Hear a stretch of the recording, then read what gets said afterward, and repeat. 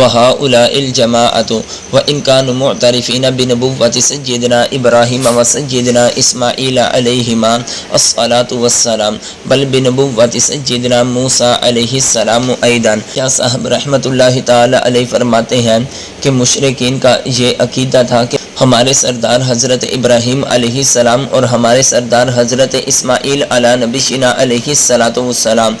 ان کو اللہ کا نبی مانتے تھے، ان کو اللہ کا رسول مانتے تھے، ان کی نبوت کا اعتراف کرتے تھے۔ بل بنبوت سیدنا موسیٰ علیہ السلام ایضا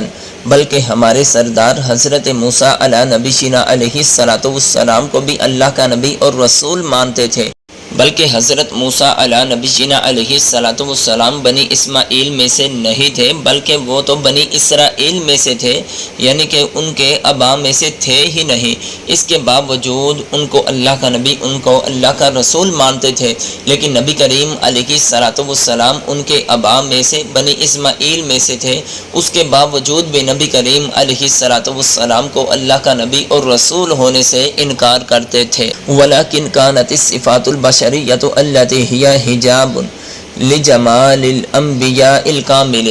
اس عبارت کے اندر شاہ صاحب رحمۃ اللہ تعالی علیہ ایک علت بیان کرتے ہیں کہ مشرکین انبیاء و رسول علیہ السلام کی نبوتوں کا انکار کیوں کرتے تھے، ان کو اللہ کا رسول کیوں نہیں مانتے تھے، آخر کون سی ایسی چیز درمیان کے اندر رکاوٹ تھی، اس کا ذکر کرتے ہوئے فرمایا وَلَكِنْ كَانَتِ الصِّفَاتُ الْبَشَرِيَّةُ۔ اللہ تبارک و تعالی جل جلالہ نے انبیاء و رسول علیہ السلام کو بشری صفات عطا فرمائی، جس طرح کہ قرآن مجید میں بھی ہے قُلْ إِنَّمَا أَنَا بَشَرٌ مِثْلُكُمْ يُوحَىٰ إِلَيَّ۔ اے میرے محبوب فرما دیجئے انما انا بشر مثلکم، کہ بے شک میں بشر ہوں تمہاری مثل، لیکن اللہ تعالیٰ کی طرف سے مجھ پر وحی کی جاتی ہے۔ جب نبی کریم علیہ السلام خود ان کو کہتے تھے کہ میں تمہاری مثل بشر ہوں، تو یہ بشری صفات ہی نے جو انبیاء و رسول علیہ السلام کو اللہ کی ذات نے جمال حقیقی عطا فرمایا تھا، یہ بشری صفات ہی اس جمال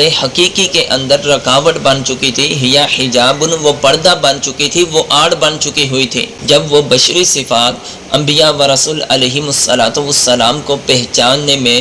یہ رکاوٹ بن چکی تھی تو شبشہم تشویشاً، اسی وجہ سے وہ شک و شبہات میں طرح طرح کے وسوسوں میں مبتلا ہو گئے۔ ایک تو بشری صفات رکاوٹ تھی، اور دوسری رکاوٹ کیا تھی وَكَذَلِكَ لَمَّا لَمْ يَعْرِفُوا حَقِيقَةَ تَدْبِيرِ اللَّهِ الَّذِي هُوَ مُقْتَضِي بِعْثَةَ الْأَنْبِيَاءِ اسْتَبْعَدُوا الرِّسَالَةَ۔ اور جب انہوں نے اللہ تعالیٰ کی تدبیر کی حقیقت کو نہ پہچانا، یعنی اللہ تعالیٰ کی اس کے اندر کیا حکمت ہے، اللہ تعالیٰ کی ذات نے کس وجہ سے نبی کریم علیہ السلام کو اس دنیا میں مبعوث کیا، اپنے نبیوں کو، اپنے رسولوں کو دنیا میں بھیجنے کا مقصد کیا تھا، جب وہ اللہ تعالیٰ کی حقیقی تدبیر کو نہ پہچان سکے کہ انبیاء کرام علیہ السلام کی بعثت کا کیا مقصد ہے، حالانکہ بعثت کا مقصد تو یہی تھا کہ جو وہ اپنے رب کی توحید سے پھر چکے ہیں، اللہ کے ساتھ دوسروں کو شریک ٹھہرا رہے ہیں، جو وہ تشبیہ کے قائل ہو چکے تھے، جو وہ آسمانی کتابوں کے اندر تحریف کر چکے تھے، ملت ابراہیمی کے اندر تحریف کر چکے تھے، آخرت کا انکار کرتے تھے، ان کے اندر جو بد اعمال اور بد عقیدگی تھی ان کو دور کرنے کے لیے اللہ کی ذات نے نبی کریم علیہ السلام کو ان کی طرف مبعوث کیا، تاکہ ان کے اخلاقیات، ان کے اعمال، ان کے عقیدے درست ہو جائیں۔ اللہ تعالیٰ نے جس مقصد کے لیے نبیوں کو، رسولوں کو بھیجا، نبی کریم علیہ السلام کو بھیجا، جب وہ اس حقیقت کو صحیح طرح پہچان نہ پائے، پھر انہوں نے انبیاء و رسول علیہ السلام کے بارے میں طرح طرح کے اپنے اعتقاد رکھ لیے۔ لِاعْتِقَادِهِمْ أَنَّ الرَّسُولَ يَنبَغِي أَن يَكُونَ مِثْلَ الْمُرْسِلِ، یعنی انہوں نے نبوت کا یہ معیار بنا لیا کہ نبی اور رسول کون ہو سکتا ہے، أَنَّ الرَّسُولَ يَنبَغِي أَن يَكُونَ مِثْلَ الْمُرْسِلِ، مناسب یہ ہے کہ رسول مرسل کی مثل ہو، یعنی کہ رسول اور نبی وہی ہو سکتا ہے جو اللہ تعالیٰ کی مثل ہو، یعنی جو صفات اللہ کی ذات کے اندر پائی جاتی ہیں وہی صفات جو ہیں وہ رسول کے اندر پائی جائیں گی تو ہم اس کو اللہ کا رسول مانیں گے۔ تو پھر جب انہوں نے اپنا یہ عقیدہ رکھ لیا تو پھر انہوں نے طرح طرح کے شبہات جو تھے وہ اپنے عقیدے کے اندر شامل کر لیے۔ فَقَانُوا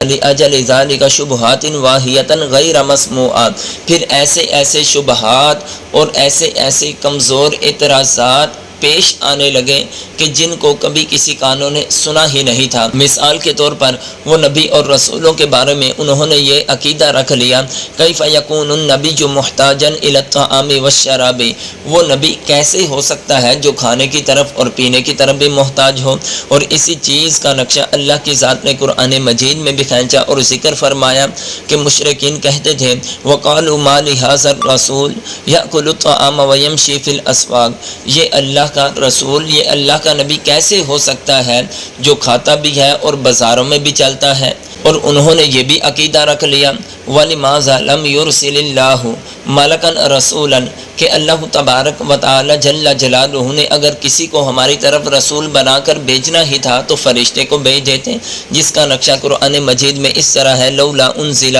علینا الملائکہ، اللہ کی ذات نے ہماری طرف کسی فرشتے کو رسول بنا کر کیوں نہیں بھیجا۔ وَلِمَاذَا لَا يُوحَىٰ إِلَىٰ كُلِّ أَحَدٍ عَلَىٰ حِدَةٍ، یا وَلِمَاذَا لَا يُوحِي، پھر انہوں نے یہ بھی اعتراض کر دیا کہ اللہ تعالیٰ کی ذات نے ہر نبی ہر رسول کی طرف ایک جیسی شریعت کیوں نہیں نازل کی، ایک طرح کی وحی کا کیوں نہیں نزول ہوا، ہر طرح کے احکام جو تھے وہ تمام کے ایک جیسے ہونے چاہیے تھے، ہر ایک کے مختلف کیوں ہیں۔ اس طرح کے وہ طرح کے اعتراض جو تھے وہ نبی کریم علیہ الصلاۃ والسلام کی ذات پر کرتے تھے۔ وعلی ھذا الاسلوب، اور اسی طرح کے کئی ان کے اعتراضات تھے جن کی وجہ سے وہ نبی کریم علیہ الصلاۃ والسلام کو